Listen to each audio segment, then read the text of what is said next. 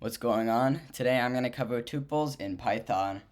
So to start out, we'll call my tuple, and we'll create a new tuple by using these parentheses here, and we'll put in our values. Now I'm going to use integers for the purpose of this video, but you can use whatever you like. You can use strings, or you can even use other tuples, as I'll show in just a few moments. So now, when we call my tuple, you can see that there's a few different methods here, but not a ton. So to start out, if you wanted to get the length, you would use 2 lowercase, then len, and then 2 more lowercases. And this is a method, so you have to use parentheses. So now if we want to actually go ahead and print that out, we can print out that. Then go ahead and run that, and you can see 5, because that is a length of 1, 2, 3, 4, 5.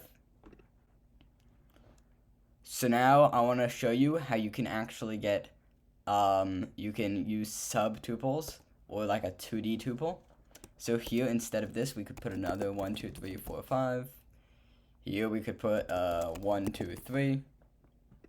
So now if we called my tuple, run that, you can see we get the tuple. So I'm going to show you a few more useful things you can do with tuples.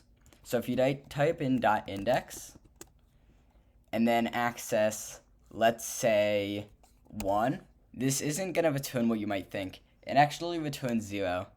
And the reason for this is because it's getting the index of the first occurrence of 1, which is at index 0. So now, if we wanted to get, let's say, this tuple right here, we would remove index, and we would remove this one. We would use square brackets like in an array. And we would pass in 0, 1, 2, 3, 4. So let's try passing in 4. See what happens. We get this 1, 2, 3. Now what if we wanted to access this 3 at the end of the array? Well, we couldn't pass through 7 because this is in its own tuple.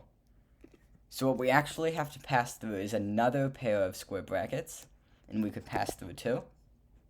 So now when we run this, you can see we get that 3. I hope you learned something from today's video, and I'll see you in the next one. Later.